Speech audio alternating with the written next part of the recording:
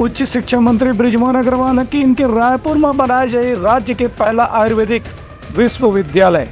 पुराना छात्रमंच के कार्यक्रम में ये बात की घोषणा करी नावे।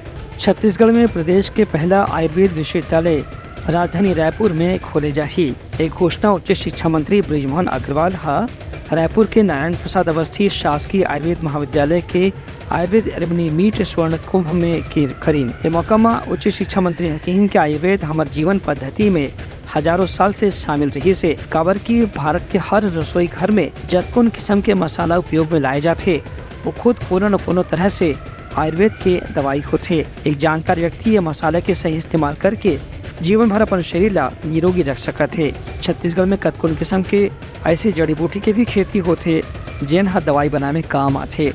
यही बात का ध्यान में रख के छत्तीसगढ़ में आयुर्वेद के विश्वविद्यालय की स्थापना करे जाही। उच्च शिक्षा मंत्री बृजमोहन अग्रवाल की आयुर्वेदिक कॉलेज के पुराना छात्र मन के सम्मेलन में उनकर मुलाकात भी कतकुन ऐसे युवा मन से हुई से जुवन मन उनकर छात्र जीवन में संगवारी रही है। एक ये कार्यक्रम के जरिए वो खुद अपन पुराना दिन ला ताजा करत हैं। उनकर कहना जैसे कि आयुर्वेद के महत्व एलोपैथी के चिकित्सा पद्धति के समान ही है। काबर की आयुर्वेद में इलाज करे जाते और शरीर ला स्वस्थ भी रखे जाते। एक कार्यक्रम में पुराना समय के जतका भी आयुर्वेदिक डॉक्टर मन रही है उमन मन अपन संस्मरण सुनाइन, जेमा के पूर्व सांसद डॉक्टर भूषण लाल जांगड़े, कवि डॉक्टर सुरेंद्र दुबे, प्राचार्य डॉक्टर जी.आर. चतुर्वेदी, संयुक्त संचालक आयुष डॉक्टर सुनील कुमार दास, डॉक्टर पतंजलि दीवान, डॉक्टर शिवनारायण द्विवेदी और डॉक्टर हरेन शुक्ला मुख्य रूप से शामिल रही हैं। Bureau report Uttarakhand news.